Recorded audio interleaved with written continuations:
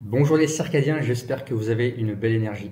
Aujourd'hui, pour l'épisode 45 du Circadien Podcast, j'ai le plaisir de recevoir Cassien Labesse, qui est stratège, leader et créateur de communautés pour hommes. Alors Cassien m'a contacté il y a quelques temps sur Instagram pour me proposer de faire partie d'une superbe aventure, être intervenant dans un projet dédié aux hommes qui s'appelle le Programme 12. Ça va être un programme unique en France qui débutera dès le début 2025 et qui sera dédié au bien-être masculin, à retrouver sa souveraineté et exprimer son plein potentiel d'homme. Et dans ce programme, tu seras entouré et soutenu par des intervenants dont je ferai partie, avec des masterclass exclusives sur la santé, le business et la créativité. J'aurai à cœur de proposer la masterclass sur la santé. Tu seras également entouré d'une communauté d'hommes avec des challenges à réaliser, des binômes de soutien, des ateliers pratiques de méditation et de respiration. Bref, un super cocktail pour démarrer 2025 avec de la clarté mentale, une vision claire et une énergie qui te permettra de tenir sur la durée. Tu trouveras plus de détails en bas de la vidéo en description. Les places sont très limitées, alors n'attends pas pour t'inscrire dès maintenant au programme 12. Et si tu veux une mise en bouche de ce qui t'attend dans cette communauté, eh bien écoute ce bel échange que j'ai eu avec Cassien où l'on parle en grande partie de masculinité, de masculin sacré, avec une belle touche de sagesse. Sur ce, je te souhaite une très belle écoute. Et moi, sinon, j'ai toujours l'habitude de commencer mes podcasts avec un petit tour d'inclusion. Et en fait, il Mhm. s'agit simplement de partager l'énergie dans laquelle tu es en ce moment. Ça peut être Ok, une bonne nouvelle que tu as reçue ou alors quelque chose qui te pèse, qui te stresse. Et tu peux le partager avant l'échange pour pas que ça entrave le podcast. carrément. Euh, il y a beaucoup ouais, il y a beaucoup de joie. Je sens que je suis super fier que tu m'invites pour ce podcast. Ça fait partie des choses que j'avais beaucoup envie de faire, de m'exprimer et d'être dans ce genre d'échange-là. Donc, ça me fait très plaisir. Et ouais, j'ai une énergie assez légère. Juste, voilà, la seule petite appréhension que je peux avoir, c'est de vouloir formuler des choses construites et bien, voilà. Mais en vrai, je sais que, enfin, voilà, j'ai l'habitude quand même de ça, donc je pense que ça va aller. Et bon, je t'ai déjà partagé qu'est-ce que j'avais fait aujourd'hui, donc voilà. Top. Merci à toi surtout. Bah, avec plaisir. Et moi, pour faire mon petit tour d'inclusion, comme je t'ai dit juste avant, c'est pour ça en fait que j'ai pas trop développé parce que je savais en fait que j'allais faire la petite introduction comme ça et puis Ok. là ça permet de développer un peu plus tu vois le ressenti mais comme je t'ai dit aujourd'hui là en ce moment depuis peut-être une semaine j'ai un changement d'état d'esprit d'humeur d'énergie tu vois qui s'est installé et c'est vrai qu'il a fait très très beau en Grèce là pendant quasiment les 3 mois où je suis et là depuis une Hmm. semaine on a eu des grosses pluies, on a eu un bon coup de froid qui est arrivé donc ça a mis une bonne claque tu vois, ça a mis vraiment fin à cette ambiance un peu estivale et du coup, Hmm. je pense que ça y a joué. Et pas mal de remises en question, je me pose des questions sur mes futurs projets, qu'est-ce que j'ai envie de faire, etc. Et je sens que j'ai envie d'orienter en fait ce que je fais d'une autre manière. Et donc, je passe souvent des fois par des phases un peu de remise en question. Je doute un Hmm. petit peu. Donc là, je suis un peu dans cette énergie-là en ce moment, un peu plus introspection. Je me reconnecte un peu plus à mon côté artiste, aux choses vraiment qui me font du bien, tu vois. Ouais. Et puis après, bah, évidemment, on est influencé, ça on pourra en parler, mais on sait très bien l'influence de l'environnement, des saisons sur notre corps. Et bah, là, quand on rentre un petit peu dans l'hiver, on le sent dans notre énergie qu'on est beaucoup plus calme. Euh, on a besoin d'introspection, on est plus Hmm. dans le repli sur soi. Et mais c'est pas une mauvaise chose, tu vois. C'est une énergie qui est différente, qui est douce, qui est calme. Et je l'apprécie aussi. Hmm. Ouais, j'adore. Bah, merci pour le partage. Ça résonne beaucoup avec ce que je vis un peu en ce moment. Donc, bah, merci pour ça. Je t'en prie. Je te propose, pour ceux qui te connaissent pas, même si c'est vrai que quand on s'était eu en appel, tu m'avais partagé un peu ton parcours, mais j'aimerais bien que tu fasses tu me partages qui tu es, d'où est-ce que tu viens et comment tu en es venu à devenir la personne que tu es aujourd'hui. Waouh, carrément, avec plaisir. Vaste question. Bah écoute, je m'appelle Cassien et j'ai maintenant 33 ans. Je suis situé à Bordeaux avec ma compagne Sarah, avec qui on est fiancés depuis un an maintenant. Et j'ai eu une vie assez rocambolesque, globalement, assez aventurière. J'ai beaucoup, beaucoup voyagé quand j'étais jeune. D'abord parce que mes parents sont divorcés, mais aussi parce que mon père était travaillait dans une boîte américaine et donc on a été amené à le suivre un peu dans ses différentes évolutions. Et ces expériences entre deux parents, entre plusieurs continents, entre plusieurs pays, entre plusieurs religions, plusieurs environnements, très rapidement, en fait, j'ai eu une vie très très enrichie par cette multiplicité, on va dire, d'environnements, mais aussi extrêmement instable, forcément, parce que j'avais pas forcément de point d'ancrage, d'attache, d'endroit où me fixer. Ça a développé chez moi une recherche naturelle des choses qui nous relient entre êtres humains. Qu'est-ce qui était finalement pour moi le dénominateur commun entre toutes ces choses, entre toutes ces parts que j'explorais à l'extérieur dans le monde et toutes ces parts que je vivais en moi. Et donc, après un parcours un peu, on va dire, classique, même s'il était très tumultueux, voilà, lycée, puis des études en hôtellerie qui étaient pas vraiment ce que j'avais envie de faire, mais voilà, c'est ce qui se présentait à ce moment-là. Je me suis retrouvé à Paris et pendant plusieurs années, là, j'ai commencé à écouter et à enrichir ma fibre artistique, à donner de la place à mon message. Je sentais que j'avais beaucoup besoin d'exprimer de choses, que j'avais beaucoup besoin de prendre cette place-là. Donc j'ai fait du street art, j'ai voilà, peint des choses. J'ai été DJ, j'ai été organisateur d'événements, donc que j'ai essayé de construire vraiment comme des expériences sociales. C'était vraiment important pour moi justement de confronter les autres, de leur permettre de s'exprimer, de leur donner de la place. J'ai fait des cafés poésie avec un comédien qui s'appelle Rodrigo Ramis, qui les fait toujours depuis 8 ans que je l'ai rencontré à Paris. Lui, il les fait encore. Et tous ces éléments-là, je me suis rendu compte que j'aimais beaucoup mettre les gens dans des environnements qui les soutiennent, où ils peuvent libérer leur plein potentiel. Et donc, que ce soit en invitant les gens chez moi à dîner, en organisant des événements, ou en coachant, ou en accompagnant, il y a toujours cette volonté de faire ça.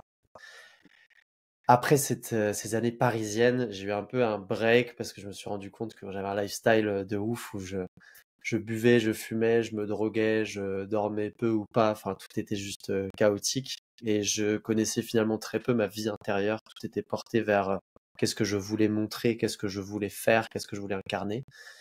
Et donc j'ai atteint une limite et cette limite elle s'est posée de manière physique pour moi et j'ai quitté Paris et là je suis vraiment commencé mon chemin initiatique à peu près en 2016-2017. Et j'ai commencé à beaucoup plus me remettre en question, à essayer de comprendre d'où je venais, pourquoi. Et j'ai eu une phase finalement très spirituelle. J'ai rencontré le chamanisme, j'ai rencontré la méditation. Et puis très tôt, finalement, bah, avec cette énergie qui grandissait en moi, à côté l'envie aussi, bah, forcément de soutenir les personnes de mon environnement pour qu'elles puissent aussi vivre des transformations, des changements similaires. Donc j'ai commencé à tôt, à ce moment-là, déjà à accompagner un peu, notamment avec le design humain et qui est un outil de connaissance de soi basé sur l'astrologie.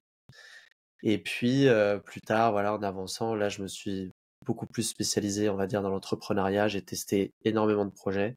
J'ai échoué dans beaucoup de ces projets-là, et notamment dans la collaboration. Ça a été un gros enjeu pour moi d'arriver à collaborer, d'arriver à mener un projet à bien avec quelqu'un. C'est quelque chose de très très difficile. Et finalement, jusqu'à que je rencontre ma compagne il y a quasiment 3 ans, j'avais pas réussi à avoir un partenariat qui dure et qui fonctionne vraiment dans le temps et voilà, qui s'incarne. Et notamment parce que j'avais beaucoup de choses à travailler avec les hommes. Et c'est ce qui m'a amené sur le travail dans le masculin, travail qui occupe une place importante de ce que je fais aujourd'hui. Et j'ai découvert voilà des espaces pour hommes, les cercles, les stages, les retraites, des choses comme ça qui m'ont permis de découvrir mon rapport aux hommes, de comprendre en quoi j'étais peut-être limité, en quoi j'avais peur de la trahison, ce genre de choses, et comment j'avais besoin de travailler sur ces blessures-là, sur mon lien à moi-même et aux autres hommes pour progresser et justement créer les choses que j'ai envie d'incarner.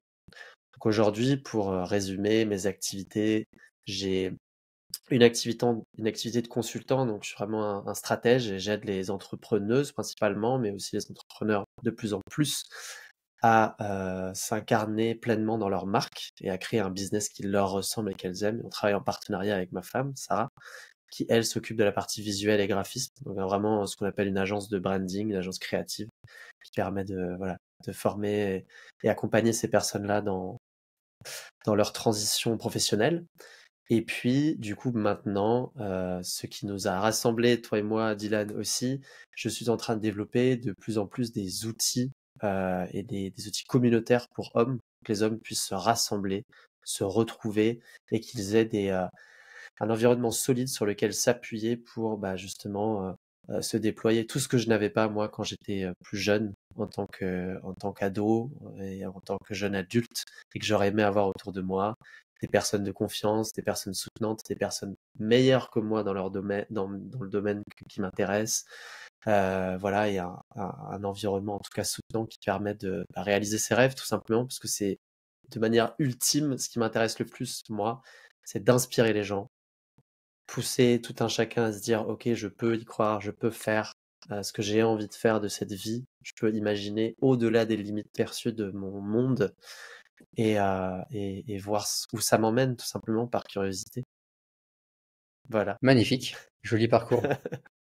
Du coup, j'ai envie de te poser une Merci. question à travers tout ça. C'est dans ce monde actuel où il y a Mhm. la surstimulation, on est tout le temps centré vers l'extérieur, sur les distractions, etc. Comment est-ce qu'on fait Ouais. pour savoir qu'est-ce qu'on veut à l'intérieur, qu'est-ce qui est juste pour nous, et vraiment vivre en fonction de nos valeurs et pas celles de la société? Hmm. C'est une super question et moi en tout cas j'ai eu une vie extrêmement marginale. Donc c'est que en fait finalement ces dernières années où je me suis vraiment mis à travailler d'autant plus à mon compte et à beaucoup plus m'insérer dans le monde que j'ai pris conscience à quel point la distraction était forte. Parce que si tu me demandes de comparer ça sur mes années de vingtaine, j'étais marginal complet. J'ai passé des années ou des mois sans téléphone à l'époque, ou alors avec des téléphones qui envoyaient que des SMS. J'ai ouais, vagabondé, j'ai eu une vie complètement en décalage, et donc du coup cet impact-là, j'étais tellement en dehors que je le ressentais pas vraiment. Mais maintenant que je suis dedans, que tous les jours je suis sur Instagram, que je communique, je vois en fait l'influence et l'importance de cette interférence-là au quotidien.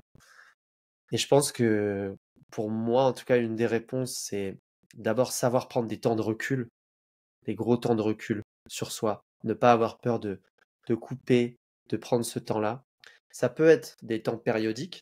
Donc, comme tu le disais au début, voilà, pendant l'automne ou pendant l'hiver, là, je vais prendre un temps de recul pour moi pendant plusieurs semaines. Ça veut pas dire qu'on arrête de travailler, mais ça veut peut-être dire qu'on coupe certaines activités. Ça veut peut-être dire qu'on coupe peut-être certaines distractions, qu'on coupe certaines choses, comme un jeûne qu'on ferait en fait au niveau de la nourriture. Bah là, on va jeûner par exemple des réseaux ou des choses comme ça. Donc ça, c'est une première solution, avoir des moments périodiques. C'est aussi quelque chose qu'on peut intégrer dans notre quotidien tous les jours. Et c'est exactement la réflexion que j'étais en train de me faire en ce moment, parce que je me sentais happé parce que tout ce que je suis en train de créer. Et même si c'est passionnant, je me rends compte que j'ai de moins en moins de place à ma créativité, à des trucs comme faire de la musique, comme l'écriture, comme des choses qui sont vraiment essentielles pour moi à la base. Et je déverse toute mon énergie créative dans mon business. Et c'est génial, j'adore ce que ça construit. Mais je sens qu'il y a un vide, il y a un endroit qui est pas nourri en moi. Et la seule solution que j'ai trouvée, c'est, il faut que je m'impose un truc. Il faut que je m'impose que tous les jours, par exemple, avant 11 heures du matin, c'est pas de boulot, c'est pas de DM, c'est pas de machin. Et ce temps-là, il est pour moi.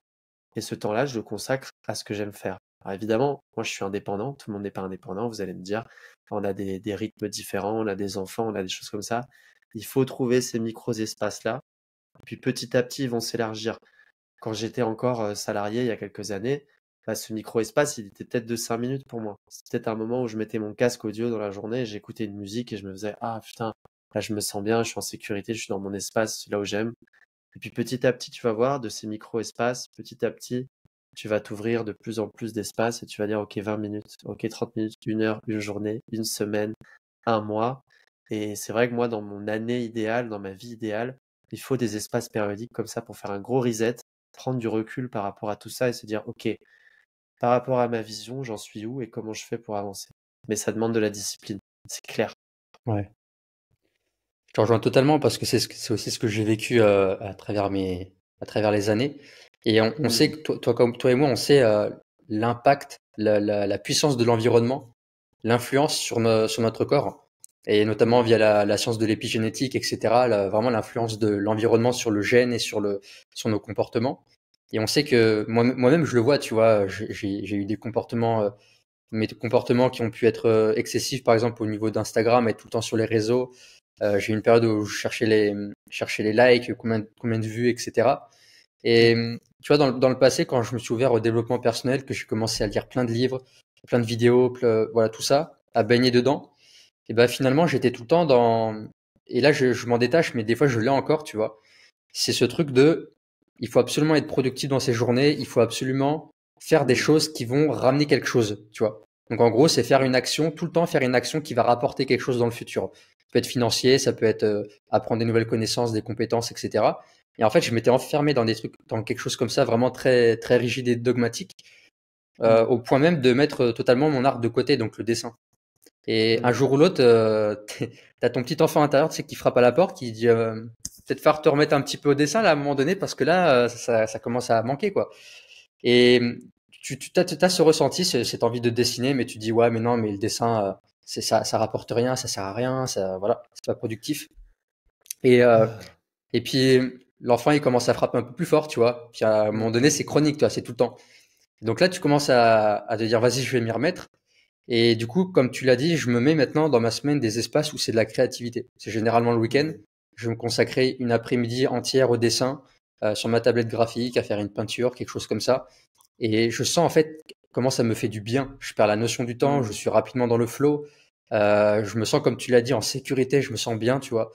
J'arrive à retrouver cette sensation du petit Dylan qui était dans sa chambre et qui était en train de faire ses gribouillis, ses dessins là jusqu'à 2 heures du matin, tu vois. Et du coup, ça fait du bien. Et en fait, ça permet de trouver un équilibre. C'est-à-dire que bah, après, tu te sens bien aussi quand tu vas faire ton activité professionnelle. Tu as de la créativité parce que, comme tu l'as dit, je mettais toute ma créativité dans mon contenu, dans ma création de contenu, mes vidéos. Mais après, quand Mm. j'étais devant une feuille de dessin, bah là, je sais pas quoi faire, tu vois. Donc, de le fait de m'être imposé au début ce moment création, en me disant, OK, Mm. ça va peut-être pas être productif, tu vas pas gagner d'argent, ça c'est sûr, mais sur le moment, tu vas kiffer. C'est vraiment un moment pour moi qui est ultra important finalement. Et tu vois, le dessin, c'est une belle, c'est un chouette domaine qui t'apprend à être patient, qui t'apprend à ne pas avoir les résultats tout de suite, qui t'apprend la frustration de des fois recommencer, t'arrives pas à faire un trait, tu le recommences pendant 10 fois, t'es frustré, ça t'énerve, ça t'apprend tout ça.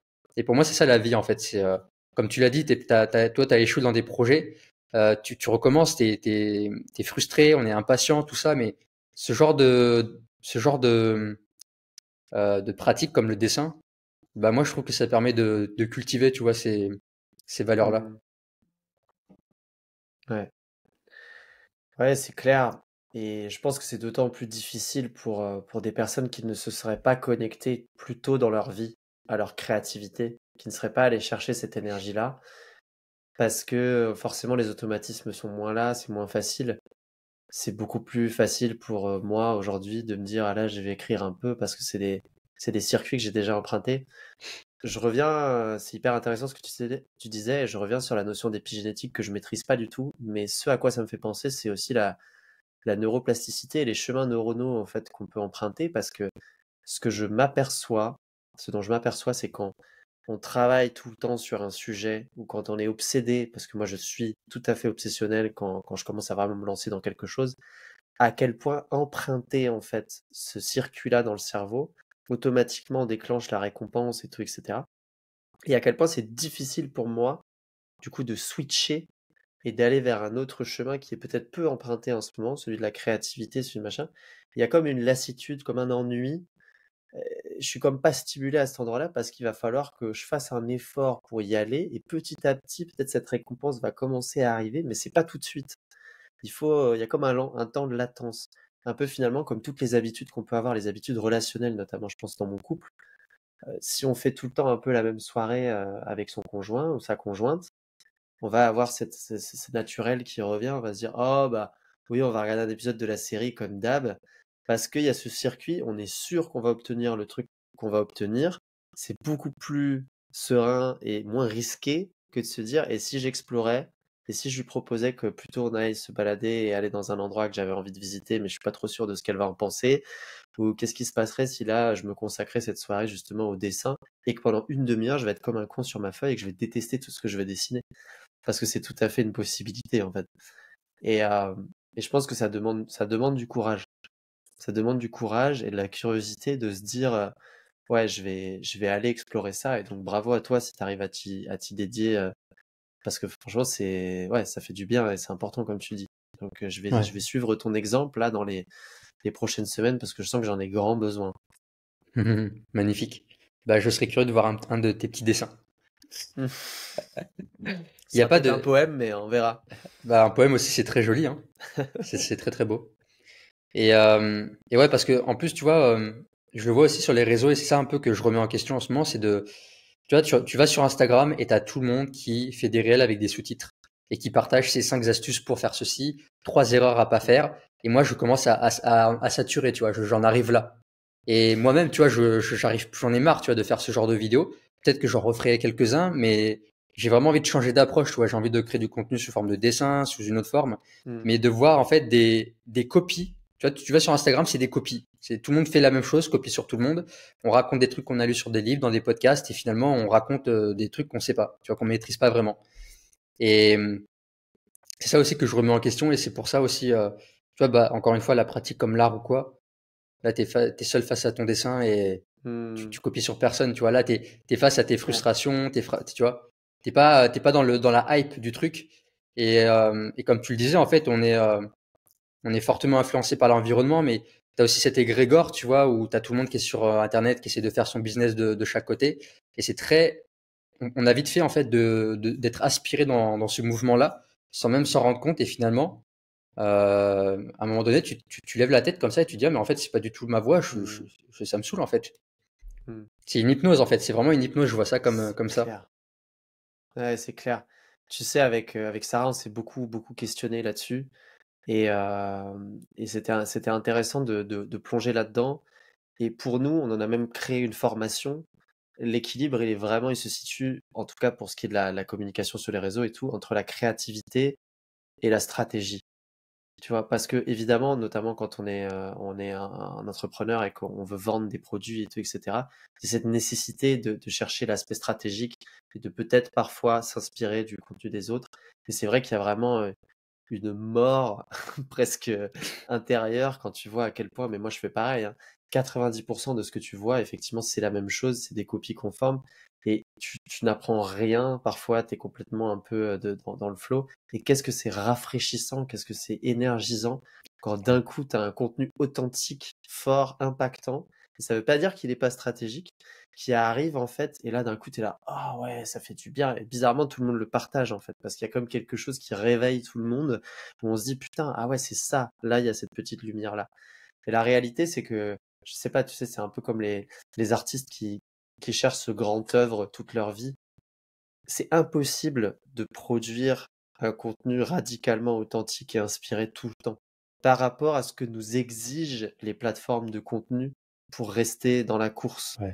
Et donc, du coup, bah ouais, on est obligé de faire, de copier un peu et tout, etc. Et je pense que ce que tu dis, notamment ce sur quoi on était parti au début, ces périodes de renouvellement et de dire, ah ouais, là, ça me correspond plus, j'ai besoin de recommencer, j'ai besoin de me réapproprier, c'est ça qui fait la beauté.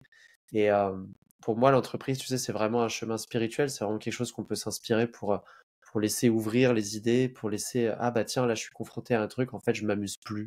Je prends plus plaisir là à communiquer. Je parle, bah, ah, qu'est-ce que je pourrais réinventer dans mon métier? Qu'est-ce que je pourrais réimaginer? Et puis c'est hop, c'est comme ça refleurit à nouveau. Donc ouais, je suis à 100% sur ce que tu dis. C'est exactement ça. Et d'où l'importance, comme on disait, d'apprendre à être à l'écoute de soi, parce que si on n'écoute pas, si on est la tête dans le guidon, dans je veux faire de l'argent ou aller Mm. chercher un résultat quelconque, à un moment donné, et c'est là où en fait il y a, bah, tu sais, les burn-out, il y a le Mm. bore-out aussi, il y a la dépression, à un moment donné, le système nerveux, il lâche, parce qu'il comprend pas, tu vois. Ouais. Il t'a envoyé des signaux, il t'a envoyé des signaux, il t'envoie des signaux, tu les écoutes pas, tu continues à être borné, et à un moment donné, ça lâche. Et c'est là pour moi toute l'importance de d'être vraiment. Bah, c'est le travail que tu fais aussi, de se reconnecter à soi, d'écouter ses intuitions, tu vois, ses ressentis. Mm. Ouais. Ouais, c'est clair. Cultiver une écoute de soi, c'est quelque chose qui est challengeant, comme je disais, notamment parce qu'on a des vies très très occupées et puis très rapidement, si on s'en rend pas compte, on peut se retrouver, et je pense que c'est encore plus le cas pour les hommes, avec tellement de responsabilités dans sa vie, parce qu'il y a cet égrégore de il faut des responsabilités, il faut être structuré, il faut être sérieux, il faut être machin, qu'en fait tu peux même plus bouger et tu même plus l'espace de te regarder et de voir où est-ce que j'en suis véritablement, est-ce que j'éprouve de la joie à ce que je fais. Il y a comme cette peur de s'arrêter. Je pense que le capitalisme, de fait, parce que le système ne peut pas s'arrêter, impacte énormément l'être humain et du coup, ce que tu dis au niveau de son système nerveux, dans l'idée que nous, on ne peut pas s'arrêter. Mais c'est faux, en fait. Même si le système, lui, s'arrête, il est le système s'arrête pas, pardon. Nous, on peut s'arrêter, en fait. On peut marquer des pauses dans notre journée, dans notre année, dans notre mois, dans notre semaine, à l'intérieur, et faire, OK, de quoi j'ai vraiment besoin, en fait? Pourquoi est-ce que émotionnellement, là, je suis tendu? Qu'est-ce qui se passe? Et retrouver vraiment cette sécurité intérieure. Et ça demande de la connaissance de soi. Ça demande d'avoir le courage de se plonger en soi, de se poser ces questions-là et d'être curieux, tout simplement, en fait. Hmm. Bah tiens, d'ailleurs, je vais te lancer sur le sujet de la masculinité. Ouais, Parce que je carrément. pense que, tu vois, aujourd'hui, Vas-y. les hommes, on attend certaines choses d'eux, selon les normes de la Mhm. société. Un homme devrait faire ci, devrait faire ça. Est-ce que tu pourrais remettre l'église au milieu du village et donner ta définition, toi, après c'est ta définition, c'est ta perception, mais Mhm. c'est toi pourquoi un homme, c'est quoi pour toi, pardon, un homme? Et est-ce que tu pourrais donner une petite définition de la masculinité? Ok. Euh, c'est un terrain glissant et dangereux puisque tout le monde ne partage pas évidemment ces visions-là et c'est pas un problème. Moi, je vais donner ce qui est pour moi ma vision. Je pense que chacun a une vision de ce que c'est qu'être un homme et que chacun a une vision et sa propre masculinité. J'ai un ami qui disait récemment que finalement chaque homme a sa propre masculinité. Il existe autant de masculinité qu'il n'y a de personnes. Donc ça, je trouve ça très chouette comme vision. Mais en tout cas, pour moi, ce que ça veut dire, euh, être un homme, au-delà de mon apparence et mon corps physique, c'est vraiment essayer d'incarner de manière juste ce que moi je définirais comme le principe masculin.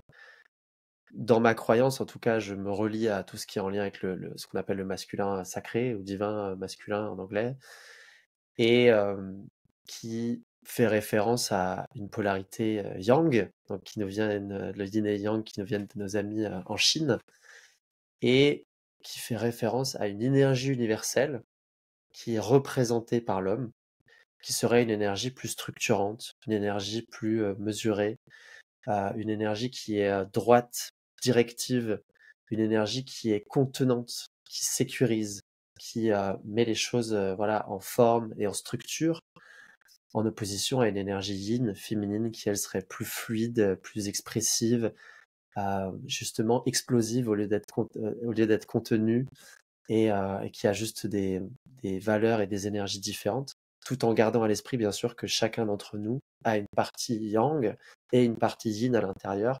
Et l'équilibre de ces polarités-là est déterminé tout simplement par ce qu'on fait dans nos vies et comment on incarne ces polarités-là, en fait. On peut avoir des hommes qui ont des apparences très yang, très musclés, très costauds, très machin, mais qui pourtant ont une énergie assez yin à l'intérieur et qui ont une polarité yin qui est très présente. En fait, il existe vraiment une multiplicité de ces équilibres-là entre yin et yang. Donc pour moi, un homme, c'est quelqu'un qui a envie d'incarner ce principe masculin et qui a envie de le mettre à l'œuvre dans sa vie et surtout d'explorer ce que ça veut dire pour lui, tout simplement. Qu'est-ce que ça veut dire pour moi, en fait, ce principe-là?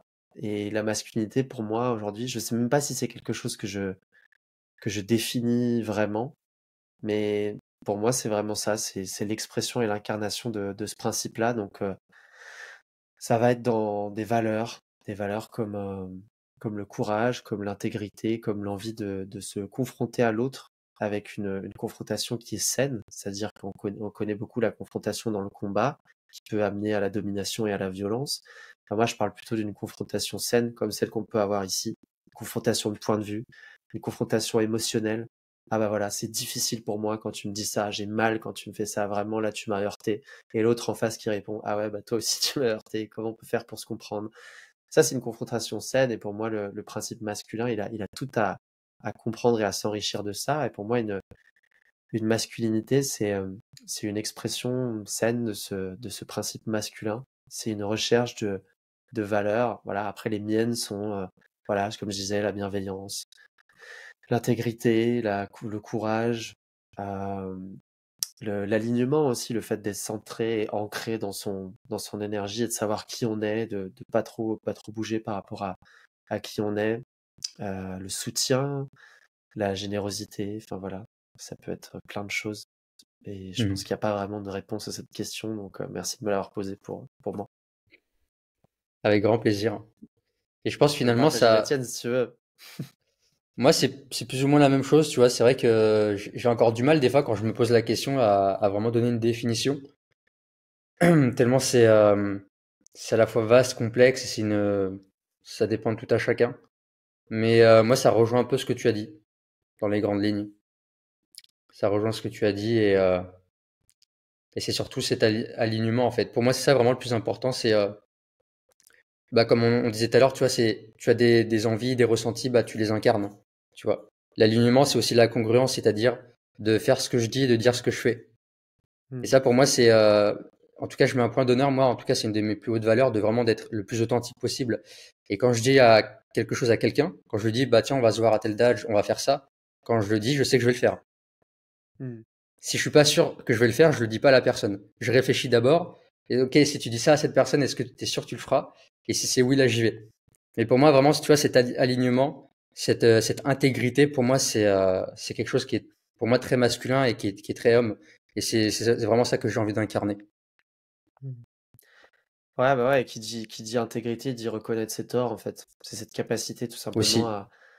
à être bah, vulnérable avec soi-même et avec les autres et de dire, voilà, là, je m'étais engagé à faire ça, j'avais envie de nourrir cette image de moi, j'avais envie d'être cet homme-là.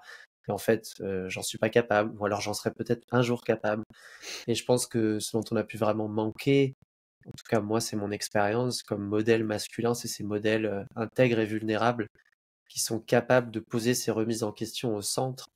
Et on a besoin de ça dans le leadership aujourd'hui. Si nos leaders politiques faisaient preuve de cette vulnérabilité, en fait, il y a une puissance incroyable qui s'en dégagerait.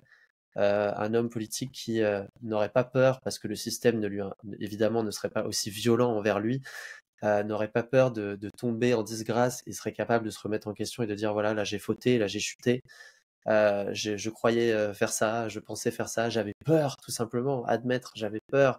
Je pensais que, que le gars de l'autre partie allait me casser la gueule et me prendre, voilà, mon fils et ma bataille. Tout simplement admettre ces choses-là, admettre ses émotions, être à l'aise avec ses émotions. Je pense que c'est une masculinité que moi j'ai envie d'incarner. Et l'authenticité de ouf. Ça n'a rien à voir avec un certain modèle de virilité ou comment on aimerait ou on a envie de se comporter avec certains stéréotypes ou codes qui doivent être mis en avant. En fait, c'est Hmm. hyper personnel et tu le vois tout de suite quand quelqu'un est dans cette incarnation-là parce qu'il se dégage juste une sérénité, quelque chose de voilà, je suis juste, je suis à l'aise avec qui je suis à l'aise avec ce que je suis et je m'en fous finalement de qu'est-ce que tu peux projeter sur moi. Ouais. Carrément. Et tu vois, je rebondis sur le fait d'avoir des modèles. Et tu vois, Ouais. moi, si je regarde mon passé, j'ai aucun modèle on va dire, de masculin, dans le sens où euh, ma famille, quand c'était des repas de famille, quand c'était mes oncles, mes parents, etc., il y avait jamais ce moment pour exprimer nos émotions, pour parler de ce qu'on avait besoin, comment on se sentait. Mmh. C'était, tu vois, dans les repas de famille, c'est toujours des discussions de bateau, la météo, et puis l'État, et puis c'est à cause de l'État qu'on n'a pas d'argent, et puis l'inflation, et tu vois, que des discours très bas. Mmh. Mais il y avait jamais la place. J'ai jamais entendu, par exemple, mon père avec son frère s'ouvrir et ouvrir leur cœur ou parler émotion, se prendre dans les bras. J'ai jamais vu ça du côté du masculin comme du féminin. Après, ça Mmh. c'est mon expérience dans ma famille. Après, ça peut être différent dans chacun. Mais j'ai pas ce modèle-là. Moi, j'ai pas grandi avec le fait d'exprimer ses émotions. Tu vois. Et aujourd'hui encore, si je dois parler avec ma mère côté émotion, ça va. Je sens que là, ça bloque. Tu vois, il y a une grosse Mmh. gêne. Alors qu'avec des amis, ça peut être une ouverture très facile. Mais j'ai été conditionné dans ce truc de bah j'ai des émotions, je les garde pour moi. Tu vois. Et bon, ça, après, Ouais. c'est un autre sujet où t'as la programmation, t'as les croyances limitantes, t'as les traumas, les choses comme ça qui fait que finalement, après, tu vas te construire en tant qu'homme, mais il va y avoir des grosses lacunes. Et bah, quand tu vas vouloir faire un travail, une activité professionnelle, il va y avoir des blocages au niveau des relations. Tu vas te mettre en couple, ça va casser, ça va pas tenir. Et tu vas répéter des cycles. Parce que tant que t'as pas compris, en fait, tes traumas, tes programmations, bah, en fait, tu vas répéter Hmm. les mêmes schémas. Et c'est là aussi tout le travail qui est énorme et que je mets en ce moment aussi en lumière avec une thérapeute et notamment avec le journaling où le soir, tu vois, j'écris mes croyances et je vais fouiller dans le passé, à quel moment ça a commencé, quels ont été les modèles, etc. Et des fois, Trop bien. tu te fais des révélations. Je me dis, ah ouais, putain, c'est à cause de ça, il y a eu ça qui a amené à ça, tu vois. Mais c'est un process, ça prend du temps, tu vois, mais et surtout aussi c'est pas confortable. C'est pas confortable de se l'admettre. Et puis tout à l'heure tu parlais des hommes politiques, tu sais, ils sont dans cet ego. C'est la carapace, c'est un masque. On est vraiment dans l'ego, tu Hmm. vois. Et il faut vraiment mettre l'ego de côté pour pouvoir exprimer des émotions, exprimer qui on est réellement et sa vulnérabilité aussi. Ouais, grave. Ouais, c'est clair. C'est fou, ça me touche vachement ce que tu partages sur ce passé-là et la difficulté à se relier à ses émotions. Ça me parle beaucoup, évidemment. Je sais que pour moi, il y avait beaucoup de honte. Je pense que j'ai vraiment grandi dans un environnement où j'avais le sentiment que pour prouver que j'avais de la valeur, que pour prouver que j'étais un homme, ou du moins un jeune homme, il fallait que je montre que j'étais fort et que j'allais pas me plaindre. Mais surtout, je voulais comme montrer la façade que je n'étais pas affecté par ce qui m'arrivait dans ma vie. Parce qu'au fond, je ressentais beaucoup de honte. C'était très difficile d'admettre ce que je ressentais vraiment. J'ai eu la chance quand j'ai grandi de côtoyer l'internat et du coup j'ai eu des bandes de potes assez jeunes. C'est ça qui m'amène aujourd'hui à retravailler là-dessus et à essayer de recréer un peu ces groupes humains et masculins, mais dans une énergie plus incarnée et plus mature, je dirais. Mais j'ai connu ça assez jeune et on se partageait tout, quoi. On se disait tout ce qu'on avait sur le cœur, toutes les difficultés qu'on avait vécues, toutes ces douleurs, l'éloignement qu'on vivait avec nos familles, puisqu'évidemment, on vivait à l'internat, donc on avait tous un peu ça qui nous rapprochait.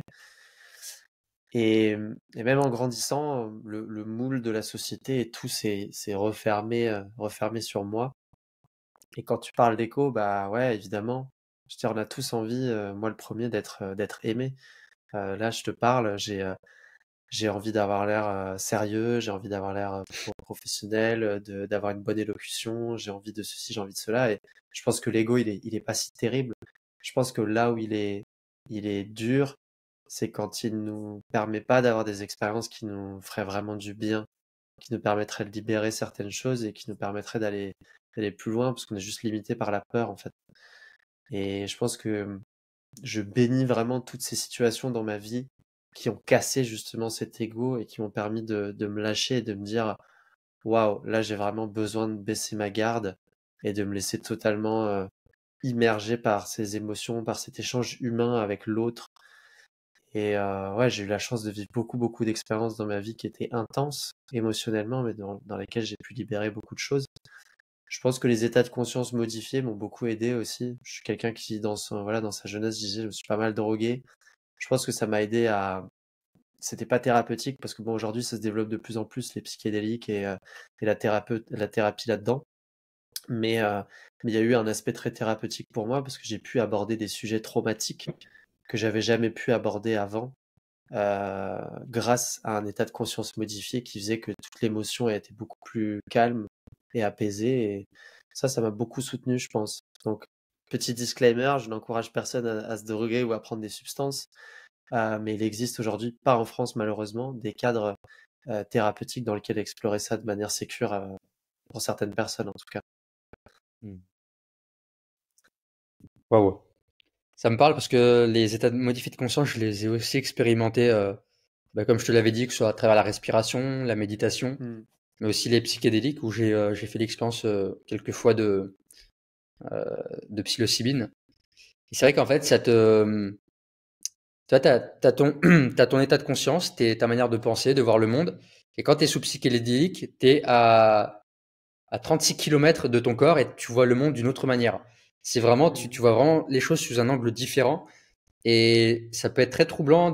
Pour certaines personnes aussi, ça peut être très drastique, tu vois, de passer d'un esprit fermé avec un mental à un esprit quasi illimité sous psychédélique et de se dire, putain, en fait, le monde, c'est ça. Et d'ailleurs, tu vois, quand j'avais pris les psychédéliques, encore une fois, la médecine m'a clairement fait ressentir ce besoin de créer, ce besoin de me connecter à l'art, et même la musique, elle m'a parlé aussi de musique et de me dire que ce que je faisais sur les réseaux, c'était pas vraiment ma voix, tu vois. Mais après, quand tu reviens dans cet état-là, bah, tu continues ta vie, malheureusement. Mais au moins, tu as goûté à cette chose. Tu vois, t'as Mhm. la petite graine qui a été plantée. Puis un jour, tu dis, t'as envie de retrouver ce truc-là. Et, voilà, c'est ce que je voulais partager sur Ouais.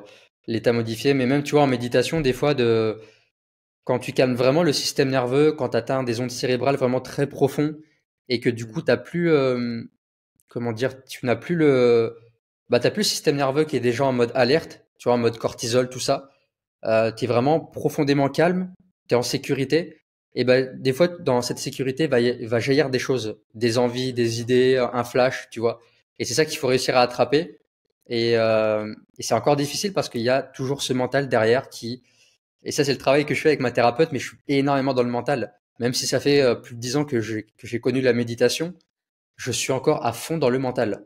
Je mentalise tout. Quand je médite, des fois, je mentalise parce que j'attends un tel résultat, alors que voilà, c'est le lâcher prise, c'est le détachement. Mais c'est vraiment très difficile parce que j'ai l'impression, tu vois, c'est comme les personnes des fois qui se disent être éveillées, être spirituelles, etc.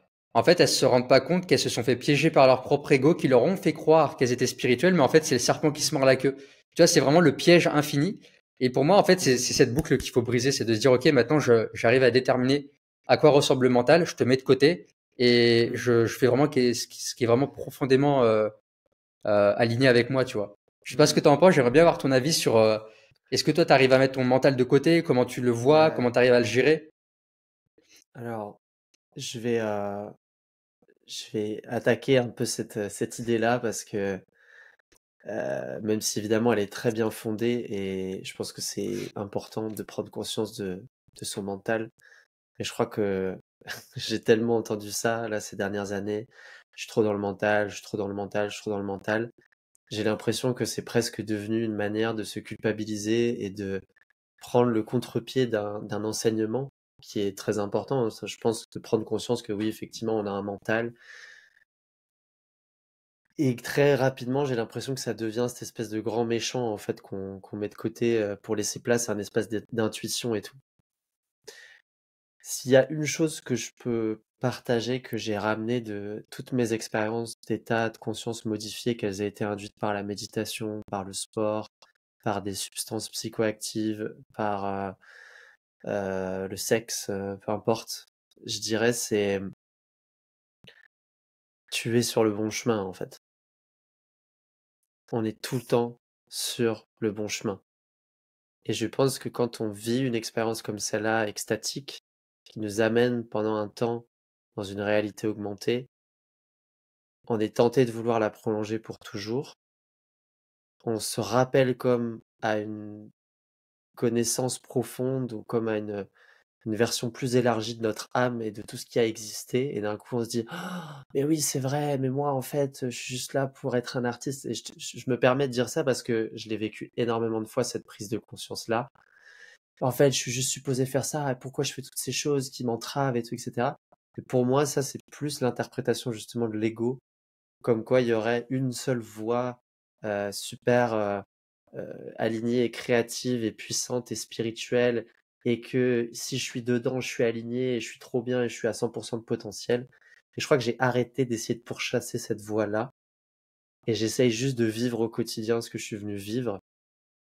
Et de toute façon, mon mental, il est là, il vit, il vibre, et je suis OK de pleinement me plonger dans les méandres de mon mental et de ce qui me fait calculer dans ces stratégies, dans ces machins, et aussi d'avoir des espaces de ma vie où je me fais complètement, je me laisse aller en fait à l'intuition, à la vibration, à la danse, à la musique, à tout ça, et je me rappelle juste que toutes ces structures, toutes ces choses, elles nous appartiennent aussi, on en fait aussi partie. Et même si c'est hyper étrange de passer ses journées à faire du contenu sur Instagram et tout, on est là pour une raison en fait.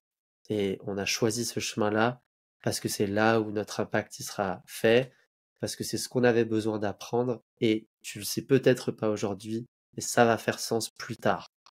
Et c'est ce truc-là, en fait, à chaque fois que j'ai eu des réalisations spirituelles, et Sarah m'en parlait encore il y a quelques jours, il y a toujours eu ce truc de me dire, et oui, en fait, c'est pour ça que je suis là, je pensais que j'étais perdu, mais non, en fait, je suis pas perdu. C'est ça dont on se souvient à chaque fois, c'est que nous, on n'est pas perdu, en fait.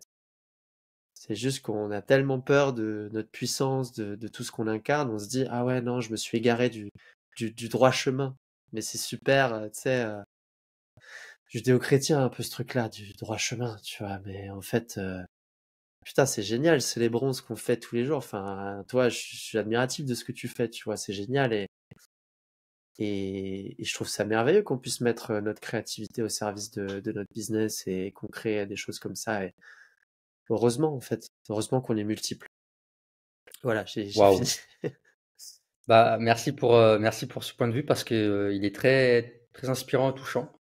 Et en fait, il enlève beaucoup de culpabilité. Hmm. Tu vois, c'est ce que j'ai tendance à me mettre, tu vois, de culpabiliser, de dire, putain, j'ai presque 30 ans, j'ai l'impression de pas avoir encore trouvé ma voie, d'être totalement dans, tu vois, c'est ce genre de discours un peu que j'ai très certainement reçu encore d'une fois de ce que j'ai appris dans le spirituel, tu vois. Mais en tout cas, ça enlève beaucoup de culpabilité, donc merci beaucoup. Ça, tu vois, de se dire des fois qu'on a, enfin, ouais, on est là pour vivre notre vie et point barre, quoi. Ça fait du Ouais. bien. Ça fait du bien. Tu sais, je pense que c'est le truc qui m'a le plus retenu. Ouais, je suis hyper ému forcément parce que ça me touche beaucoup. Je suis heureux de pouvoir en parler avec toi et je pense que cette culpabilité, c'est le truc qui m'a le plus retenu dans ma vie. Et à chaque fois que mes parts d'ombre, elles remontent, tu vois, et que je fais des choses peut-être dont je suis moins fier ou qui me font souffrir, j'ai de plus en plus de facilité à me détacher de ce qui s'est passé et de me dire, ouais, mais mec, c'est tout. C'est ça. Et de le vivre pleinement plutôt que de le fuir. Et ça, c'est vraiment un truc merveilleux parce que plus jeune, j'avais tellement de culpabilité et je recherchais tellement la perfection et j'avais tellement envie, en fait, d'être ce gars tout le temps aligné, tout le temps machin, tout le temps truc. Et en fait, j'ai l'impression que c'est la culture occidentale de la performance qui a repris la spiritualité à sa sauce pour dire, et c'est le même truc dans ces systèmes comme le design humain et tout, pour dire, ouais, il faut être tout le temps aligné, en fait, tu vois.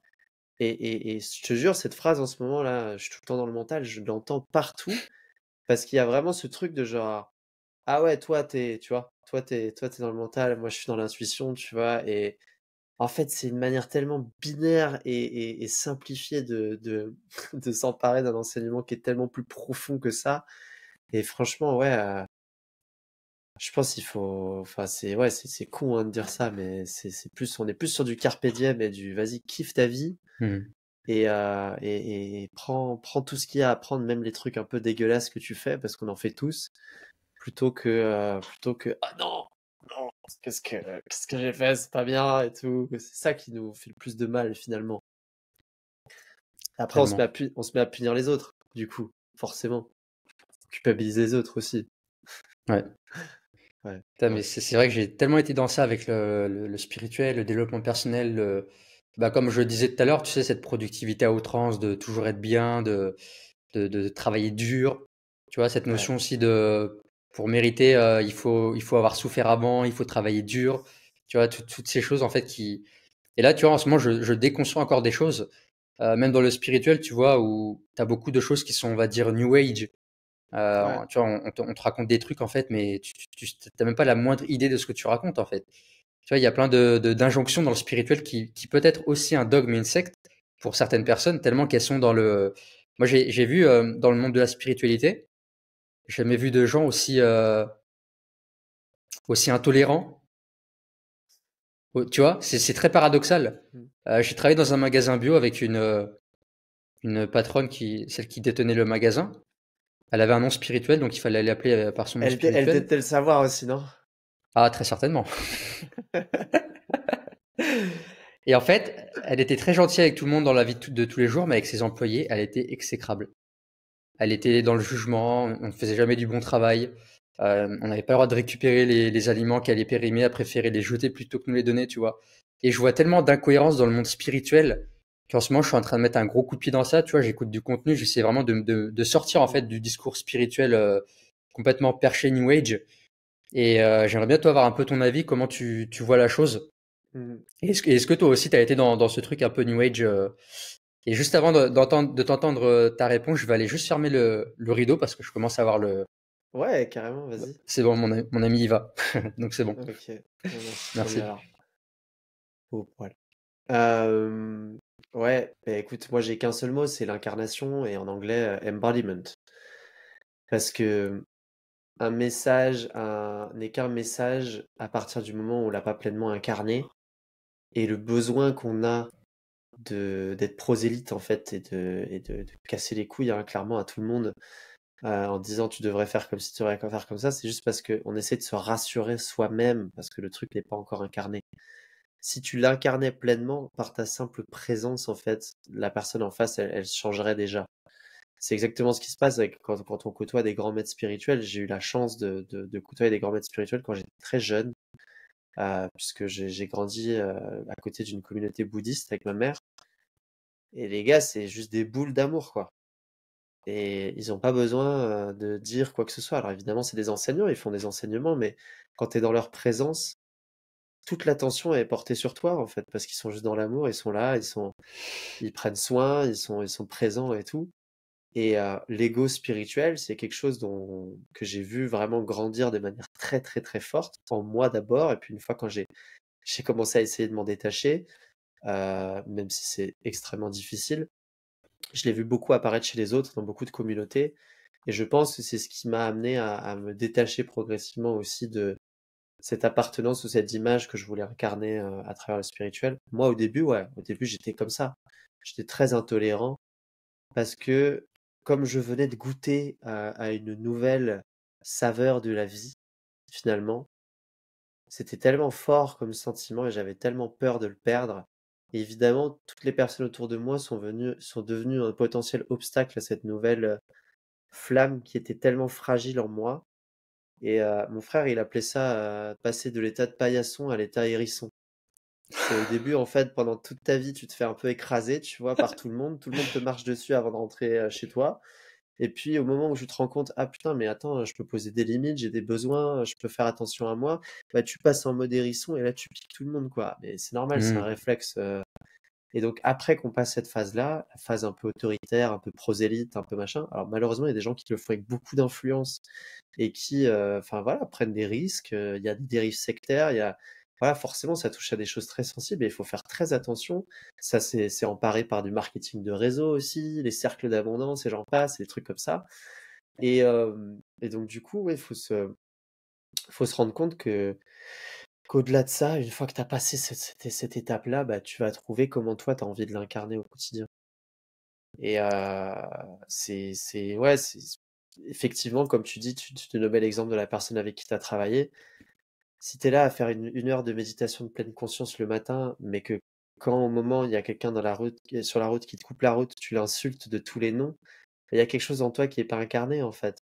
Et il y avait un autre gars que j'avais rencontré au milieu du Mexique qui m'avait dit, il se foutait de la gueule un peu des Occidentaux ou des Orientaux, il disait ouais, la méditation là, dans une grotte ou dans un temple, c'est facile. La vraie méditation, c'est au milieu d'une foule.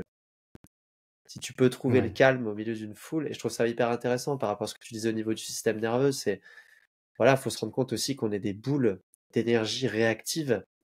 Et avant de trouver un vrai calme, ça prend des années, notamment par le renouvellement cellulaire et tout, etc. Donc vraiment intégrer des enseignements spirituels. Tu vois, là, ça fait 7-8 ans que je suis sur mon chemin.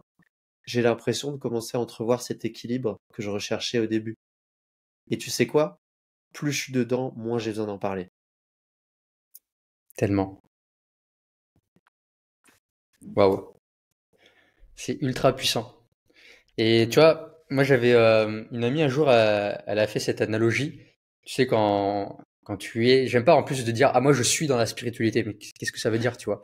Et ces gens qui se disent, ah ouais, mais toi, t'es éveillé, toi, t'as la conscience éveillée, enfin, je sais pas quoi.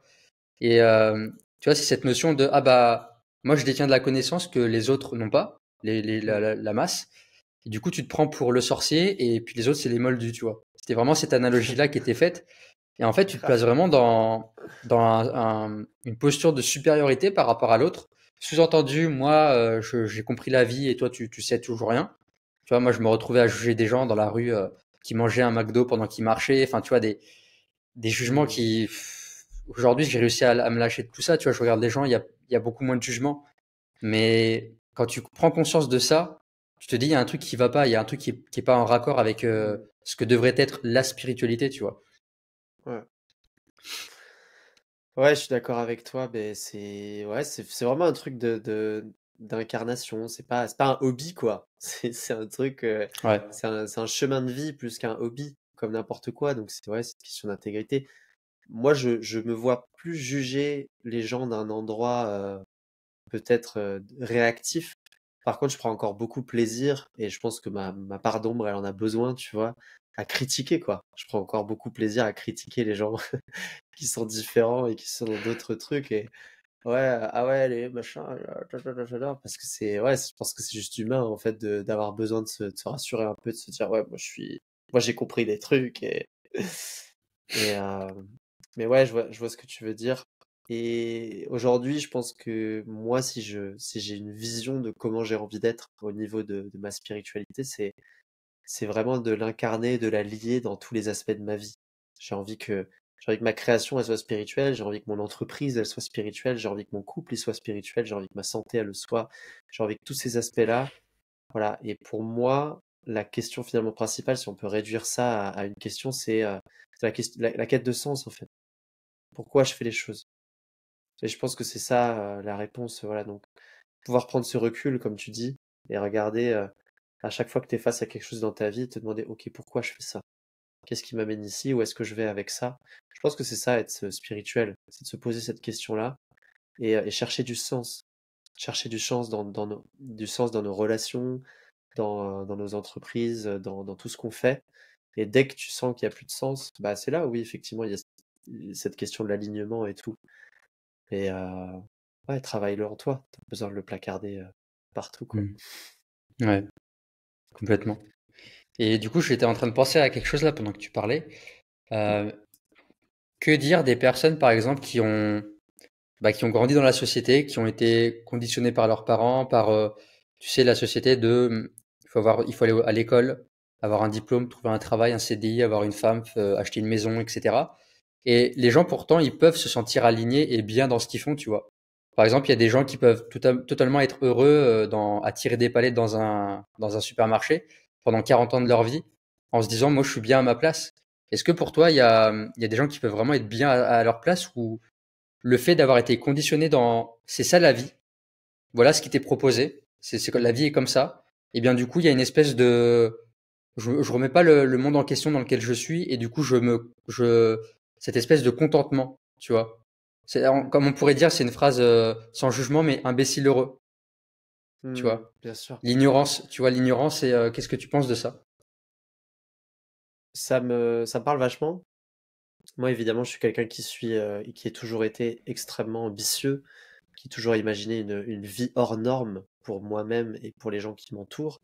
Donc, évidemment, c'est pas le genre de vie que j'imagine pour moi. Par contre, j'ai eu la chance de rencontrer des gens qui incarnaient cette énergie, cette force tranquille dont tu parles et qui étaient dans cette simplicité du quotidien, cette simplicité de la vie. Je pense que c'est tout à fait possible. Je pense que ça vient d'un endroit, encore une fois, qui est intérieur.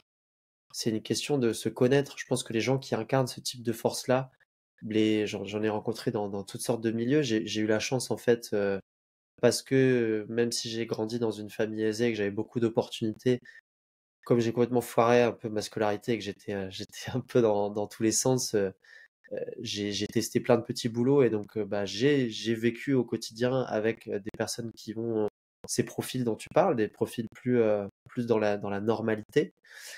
Et j'ai rencontré parfois des gens extraordinairement humains, extraordinairement présents, avec une qualité d'écoute, une qualité de présence, avec une vraie générosité. Et pour certains d'entre eux, oui, peut-être qu'il y avait une limitation qui était posée sur ce qu'ils pouvaient se permettre d'imaginer. Et pour d'autres, bah non, c'est simplement qu'ils savent quelle est leur place. Et je pense que c'est ça qui est avant tout important dans ce que tu dis. C'est ce truc de savoir où est ma place, en fait. Pourquoi je fais ça? Pourquoi je suis là? Et je pense que c'est tout à fait possible. Et moi, j'aspire, une fois que j'aurai et pendant que j'ai bâti les choses que j'ai envie de bâtir, je prends beaucoup de joie. Et là où je prends le plus de joie, et je pense que c'est peut-être probablement le cas pour tout le monde, c'est dans les trucs du quotidien. J'ai besoin pour soulager mon ego et mon esprit de faire des trucs vastes qui ont de l'ampleur et de l'impact et tout, etc. C'est quand je cuisine avec un petit Hmm. air de jazz et quand je déjeune avec ma femme que je me sens heureux et que je me sens pleinement présent. Et donc du coup, bah oui, il y a juste des gens qui ont peut-être pas besoin de faire des trucs de ouf pour être tout le temps là-dedans, et je les bénis et tant mieux pour eux. Moi, je fais pas partie de ces personnes-là, j'ai besoin de beaucoup d'espace mental et physique et tout pour me sentir en paix. Mais ouais, carrément, ça existe et c'est joyeux et ça se voit, tu sais, c'est cette étincelle dans les yeux qu'il y a chez Ouais. quelqu'un qui vibre avec qui elle est et tout de suite, c'est contagieux. Tu vois, tu sais, c'est ce gars qui tient son café depuis 40 ans, c'est cette boulangère qui accueille tous les gens qui passent la porte d'une manière super enjouée, c'est tous ces gens du quotidien qui vraiment ouais, nous illuminent, quoi. C'est Voilà. magnifique. Et tu vois, ça, c'est ma caméra qui s'était coupée. Et tu vois, Ok. ça me fait penser à quelque chose, c'est que des fois, ceux qui sont dans la spiritualité, le développement personnel, et qui se prennent la tête à lire des livres, à essayer de trouver leur ikigai, leur machin, tu vois. C'est ces personnes qui sont soi-disant spirituelles, ultra alignées, qui ont plein de connaissances, se prennent beaucoup plus la tête que les personnes, on va dire, lambda qui se contentent d'une vie normale. Et ces personnes-là, des fois, elles ont même beaucoup plus de spiritualité, beaucoup plus d'enseignements à te partager. Et des fois, tu peux te prendre des baffes de ces personnes-là, tu vois. C'est Mm. ça qui est aussi paradoxal et qui est... Moi, ça m'est arrivé à des personnes totalement, on va dire, ils sont pas dans le domaine du spirituel, tout ça, ils ont pas cette ouverture dans le sens où c'est pas leur intérêt, mais des fois, ils vont te balancer deux, trois claques dans la tronche de, Mm. de leur vie, tu vois, de ce qui leur arrive dans la vie. Et là, tu fais, OK, là, tu as le jugement qui redescend. Et ça Mm. te ramène de suite à l'humilité de se dire, bah, en fait, moi, je suis personne, pas parce que j'ai lu trois, quatre bouquins de spiritualité, que je fais un peu de méditation, que j'ai tout compris au monde, tu vois. Et c'est bien, des fois, d'avoir cette humilité. De se prendre aussi, des fois, ça fait du bien aussi de se prendre des baffes, venant de personnes que tu juges inférieures à toi parce que toi, t'es spirituel, machin, de te ramener un petit peu dans ce truc de toi Ouais. aussi, t'es un humain, tu sais pas ce que tu fais sur Terre, c'est pas avec tes trois connaissances de je sais pas quoi, Mm. tu vois, que ça va le faire, quoi. Je pense que en fait, c'est la différence entre l'intellect, finalement, et la sagesse, ce que tu décris. Parce que l'intellect, en fait, moi, je fais partie de ces gens qui font des ikigai et qui étudient tous les systèmes de personnalité et de trucs et tout, etc. Je suis C'est parce pareil, que hein. j'ai un intellect gourmand qui a envie, de coup, de se nourrir de beaucoup de matière pour comprendre les choses, mais ça n'a rien à voir avec la sagesse.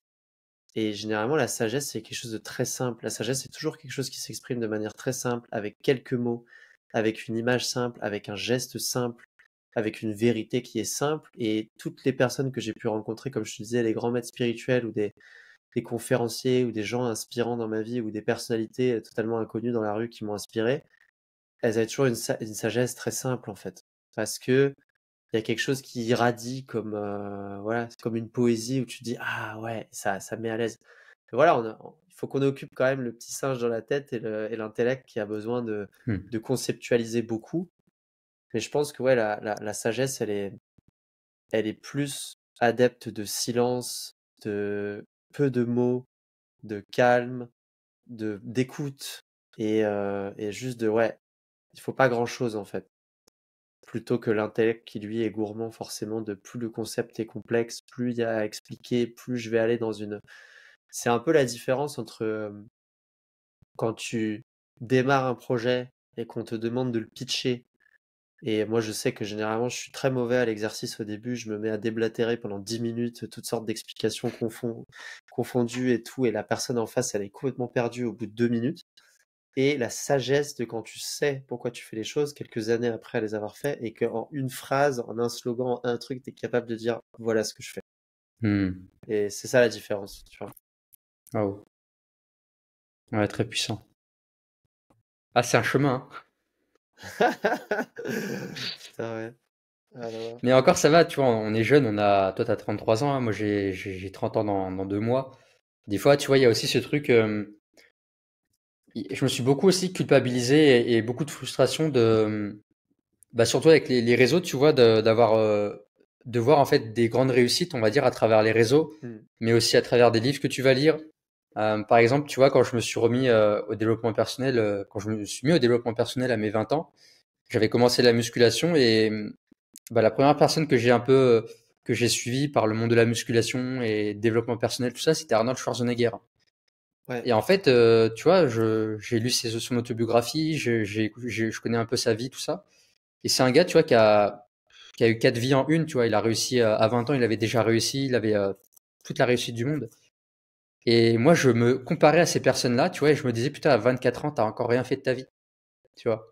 Et ça peut être Schwarzenegger, ça pouvait être, je sais pas, des grosses personnes, des youtubeurs sur les réseaux, enfin, des Ouais. personnes que tu vas voir à travers les réseaux, qui ont ton âge ou même des fois plus jeunes, et tu vas être frustré, tu vas t'énerver, tu vas te fouetter parce que t'es pas encore à leur niveau, t'es pas à ce stade-là, alors qu'en fait, comme tu l'as dit tout à l'heure, on est sur notre chemin.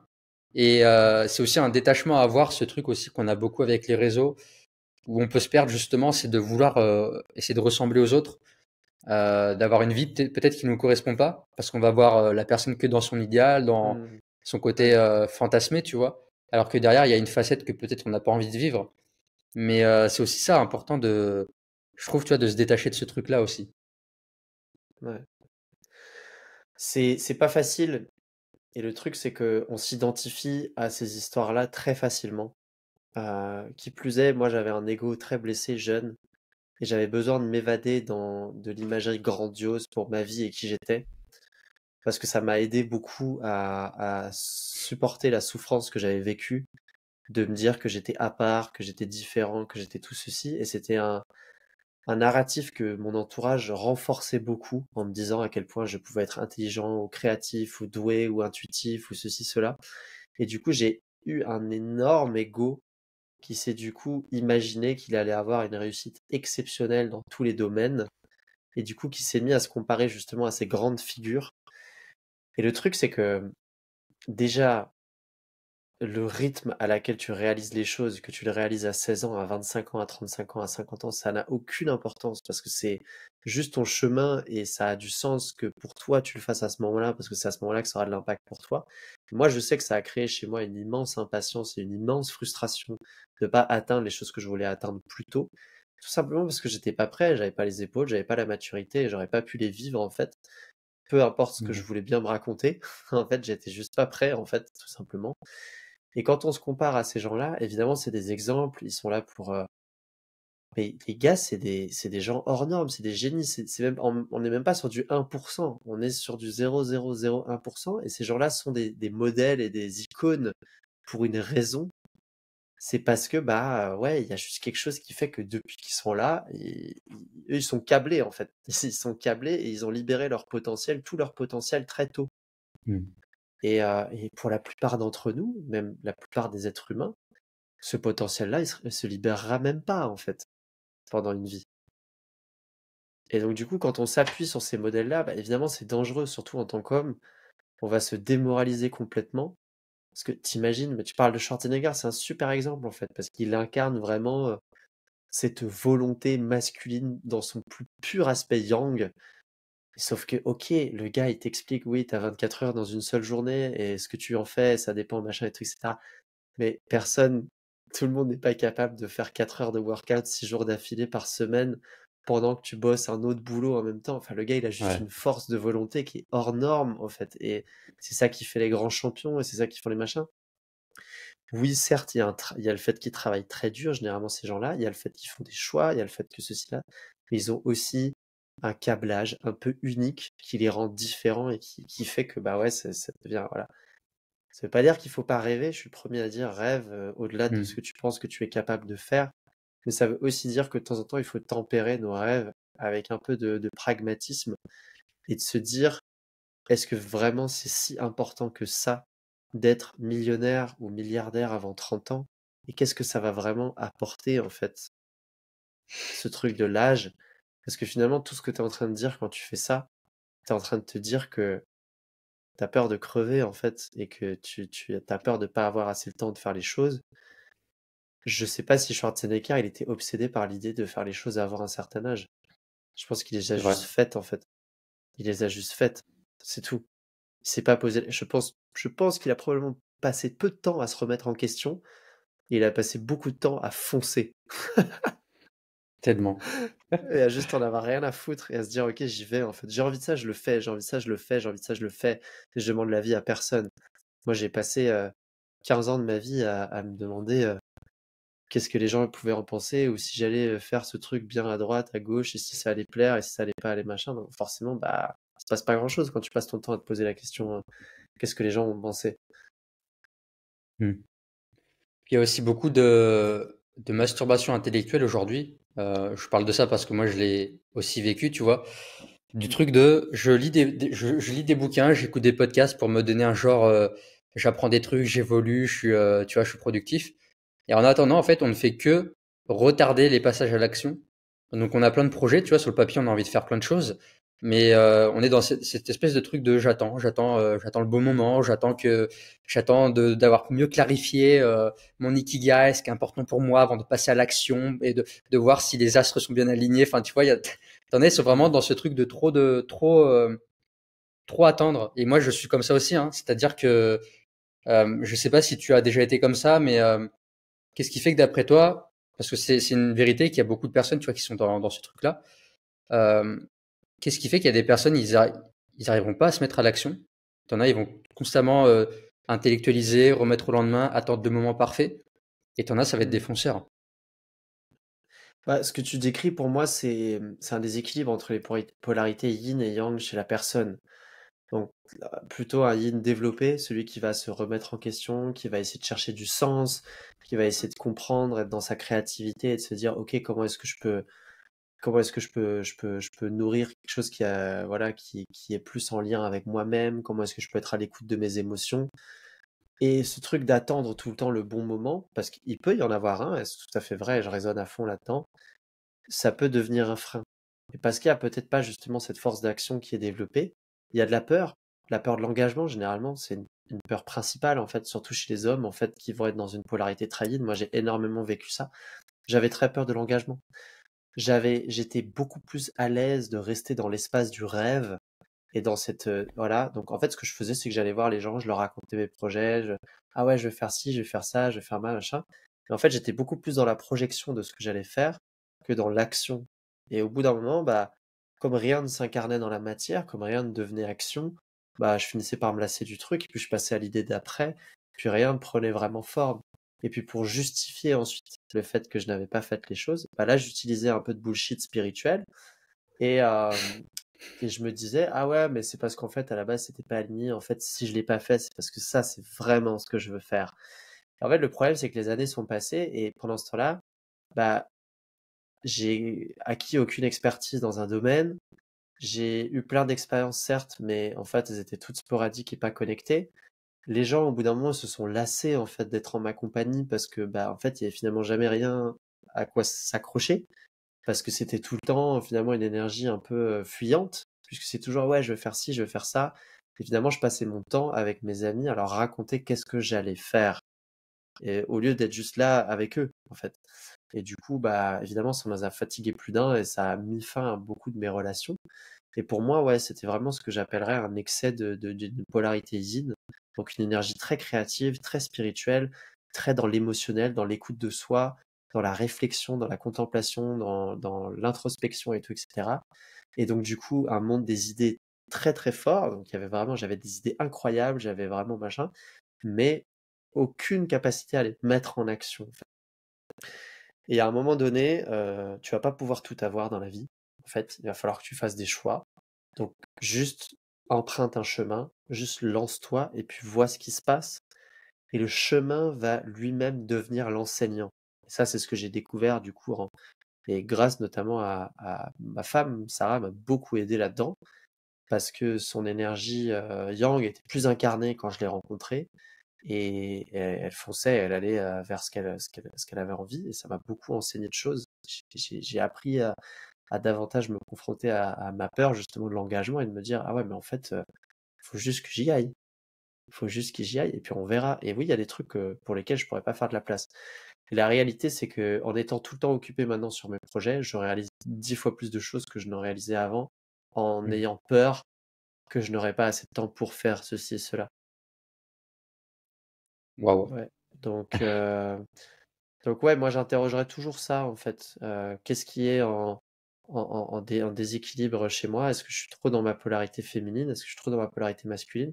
Comme il y a des hommes qui bah voilà, foncent, aplatissent tout, ne se remettent jamais en question et qui auraient bien besoin de faire un bon break, d'être à l'écoute de leurs émotions et de se dire, ok, mais là ça fait juste 20 ans que je viens de cramer dans cette boîte, en fait, où je me brûle la santé, où je suis distant de mon couple et de ma famille, où je suis machin.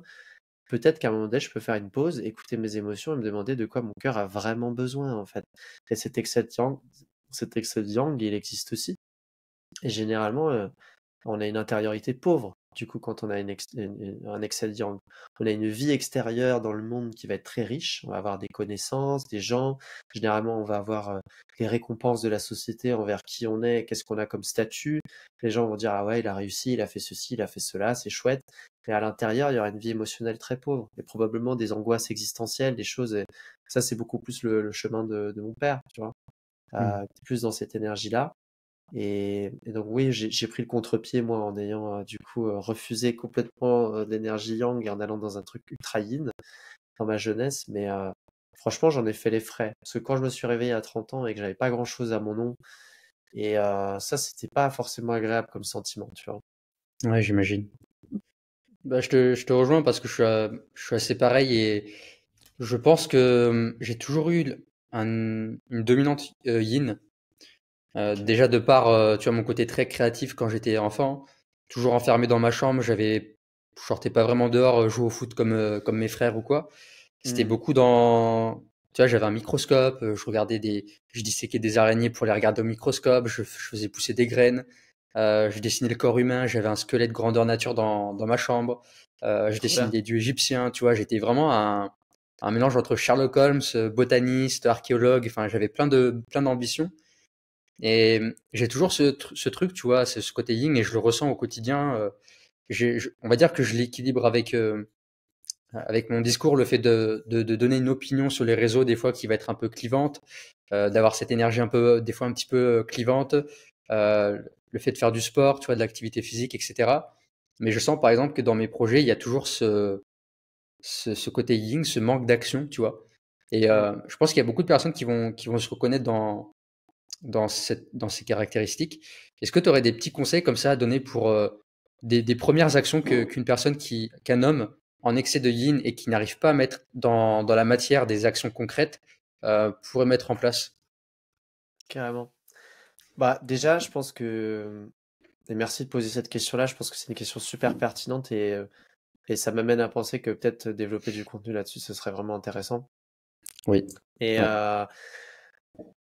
pour quelqu'un qui en sort tout doucement, pour moi, le principal déjà, des personnes généralement qui vont être en excès de yin, ça va souvent se marquer par beaucoup de temps qui est passé à soutenir des choses qui sont extérieures à soi. Je m'entends, c'est-à-dire soutenir des relations, être beaucoup présent, être beaucoup dans l'écoute, beaucoup dans la disponibilité pour les autres, beaucoup voilà, à soutenir, à encourager l'extérieur, beaucoup dans le soin apporté à l'extérieur en fait. C'est normal parce que l'énergie yin dans sa polarité, elle est maternante, elle est rassurante, elle a envie de prendre soin, elle a envie de donner de l'amour. Le masculin, lui, il doit faire des priorités, il doit s'engager, il doit structurer, il doit dire ouais, ok, c'est cool, là je peux donner, mais il faut pas que je donne trop non plus. Donc la première chose à faire, d'après moi, pour quelqu'un qui est dans un excès de yin, c'est de faire un inventaire de sa vie, de regarder les choses très clairement, de faire une introspection, une bonne fois pour toutes, mais vraiment, et de dire ok, qu'est-ce qui m'empêche dans ma vie aujourd'hui d'être pleinement disponible à moi-même et est-ce que vraiment je m'accorde des espaces en fait et quels sont vraiment mes rêves et qu'est-ce que je veux vraiment réaliser en fait. Voilà, et ça peut être en définissant soit un grand rêve ou soit trois objectifs principaux par exemple pour l'année à venir. Donc voilà, vraiment revenir à une énergie de vision et savoir voir qu'est-ce qui va te limiter en fait à ça. Et on n'a pas une énergie illimitée en fait. Et ça, je pense que être dans son masculin, c'est prendre conscience de ça. C'est prendre conscience de son énergie vitale, qu'on puisse l'explorer notamment à travers la sexualité.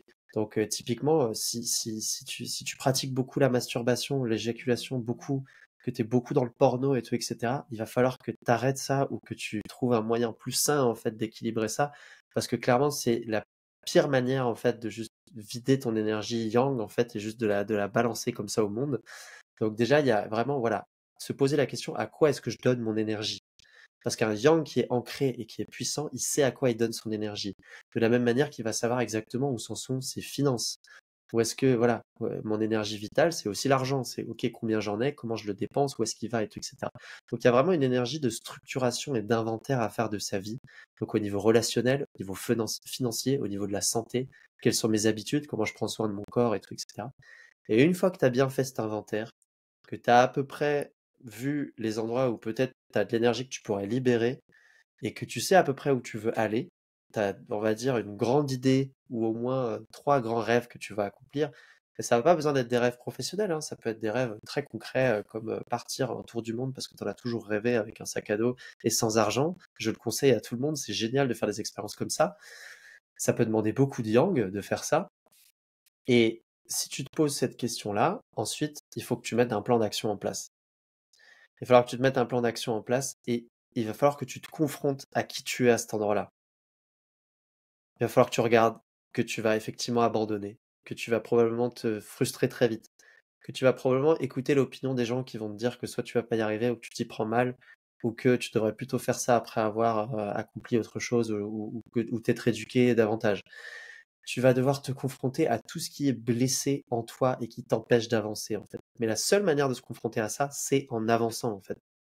C'est pour ça que le sport, c'est un merveilleux outil en fait moi je suis quelqu'un qui pratique beaucoup les sports d'endurance, et c'est un merveilleux outil pour savoir en fait quelle est ta capacité, ta force d'action. Moi du coup par exemple, elle était intéressante à observer comment ma polarité yang, elle était déséquilibrée dans le sport. À chaque fois que j'allais courir, à chaque fois que j'allais courir, je donnais tout. Donc en fait, je courais tout le temps à 100 et j'essayais tout le temps de faire le temps max. Ouais, génial.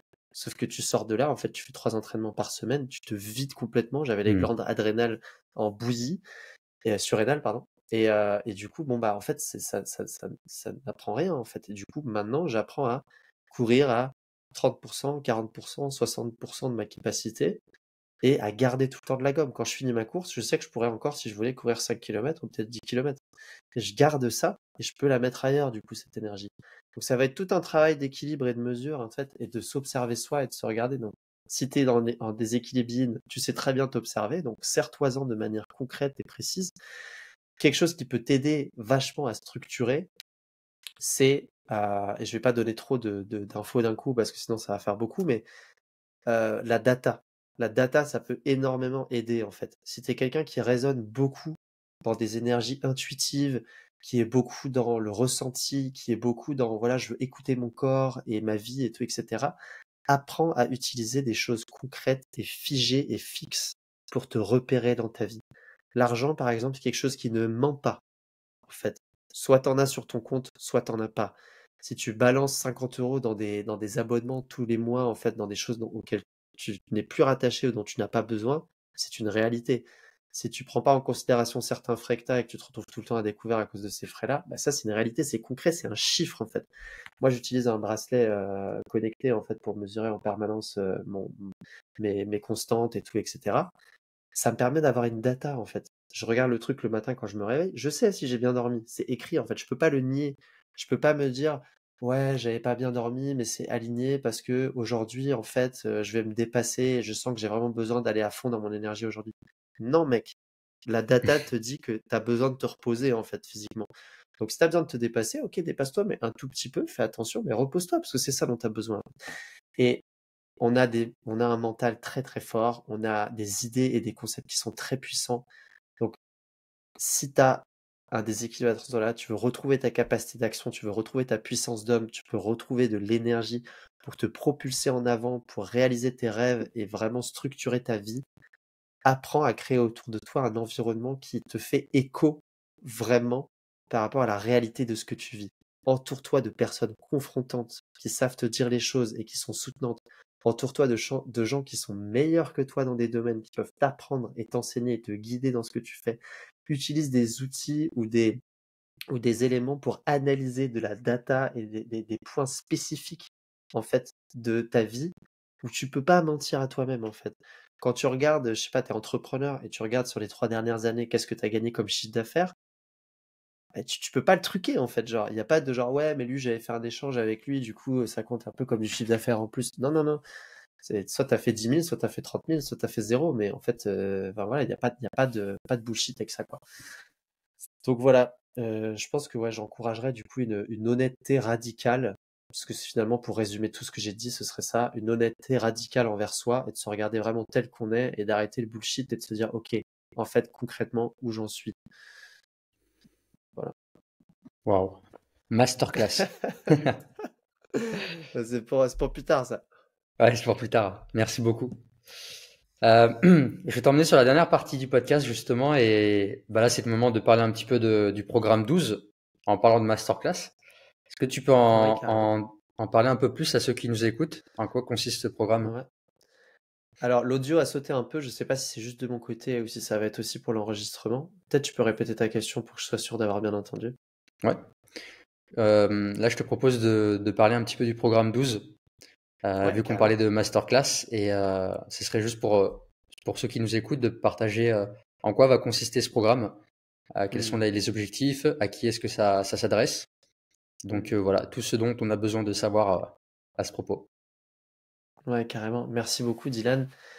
Et bah ouais, le 12, c'est un programme en ligne que j'ai designé sur 3 mois, sur 12 semaines, qui vient vraiment de cette vision-là finalement. Quelle avancée je pourrais avoir en tant qu'homme et qu'est-ce qui se passerait dans ma vie si j'avais enfin le cadre sécurisant, motivant et inspirant dont j'ai besoin en fait. Du coup, 12, c'est vraiment un programme qui va simuler cet encadrement-là pour te permettre de te déployer en tant qu'homme. Donc c'est un programme de 12 semaines avec des mentors incroyables dont tu fais partie, parce que tu vas intervenir sur la partie santé, sommeil, nutrition et probablement méditation aussi de notre programme. Et c'est des mentors de qualité, c'est toutes les semaines un point d'ancrage dans ta vie où on regarde ensemble où t'en es, où est-ce que tu vas, on te fait avancer sur un objectif individuel tout en ayant la puissance du collectif. La puissance du collectif, c'est quoi? Ça va être que chaque personne va être dans un binôme en fait avec un autre gars qui va le suivre pendant l'aventure et l'aider à progresser sur des aspects de soi. Donc il y a cette fameuse confrontation dont on parle en fait. Ok, tu l'as fait ou pas cette semaine, le truc de sport que tu devais faire? Oui ou non, en fait. Il n'y a pas de demi-réponse. Donc, ce truc-là, cette confrontation-là. Ensuite, chaque homme, tour à tour, va prendre le leadership du groupe pendant une des semaines et du coup tester ses capacités de leader, ses capacités de directive, ses capacités à prendre sa place en tant qu'homme et de se manifester devant les autres et de dire, ok, je vais emmener le groupe vers cette direction-là. Et puis ensuite, il va y avoir toutes sortes d'ateliers. Il y a Steven Rice qui va venir nous proposer son application Breathwork quasi en exclusivité en fait au moment où elle va être lancée pour tous les hommes qui vont rejoindre 12 et donc on va travailler sur la libération émotionnelle par le corps de manière somatique. Il va y avoir des masterclass incroyables avec Julien Badoual, alias Juno Audio, qui va faire une masterclass sur la finance, ma femme, Sarah, du coup, Dikelou, qui va faire une masterclass sur la créativité. Il va vraiment y avoir un programme super complet sur 3 mois où on va aider chaque homme à cheminer intérieurement, individuellement, mais aussi dans le collectif pour la réalisation de ses objectifs et poser une fondation solide pour l'année 2025. Franchement, il y a juste une valeur de ouf dans ce programme et je suis hyper fier de m'être entouré de gens aussi compétents, aussi passionnés et qui ont vraiment à cœur d'aider et de soutenir les hommes dans leur progression. Et ouais, merci beaucoup en tout cas. Bah, merci à toi surtout de m'avoir contacté pour me proposer ce beau projet qui va être aussi tout nouveau pour moi, donc c'est aussi excitant et ça va être une belle expérience. Grave, grave. Et du coup, pour ceux qui nous écoutent, ben, les inscriptions sont ouvertes jusqu'en encore au 15 décembre. Et du coup, la deuxième semaine de décembre, il y aura toute une série d'ateliers gratuits qu'on va proposer avec tous les intervenants. Donc, vous allez pouvoir découvrir les intervenants et tout ce qu'ils ont à proposer. Et ça va vraiment être une semaine dédiée au bien-être masculin. Donc, surtout, n'hésitez pas, on mettra les infos, etc. Vous pouvez Ouais, me suivre ou suivre Dylan. Je suis sûr que vous trouverez tout ce qu'il vous faut à cet endroit-là. carrément. Je vais mettre en dessous de la vidéo tous les liens. Comme ça, les gens ils pourront aller directement voir ton site, ton Insta, tout ce dont on a besoin de savoir sur toi. Trop cool. Trop cool. C'était génial. J'aimerais poser une dernière question dans les podcasts. Ouais, vas-y. Imagine là, tu es à une table ronde, et que tu avais la possibilité d'avoir à ta table 5 personnes, fictives, mortes ou vivantes. Qui est-ce que tu aimerais avoir à cette table? Ok, Gandhi, Mandela, Mohamed Ali,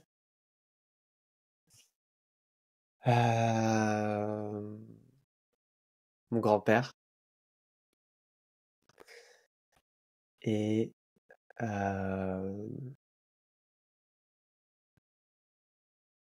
allez, on va mettre une femme.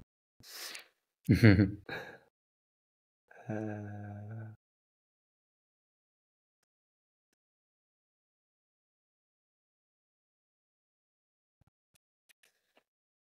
je sais pas, je crois que je vais arrêter sur les 4. J'ai personne d'autre qui me C'est vient très bien. naturellement.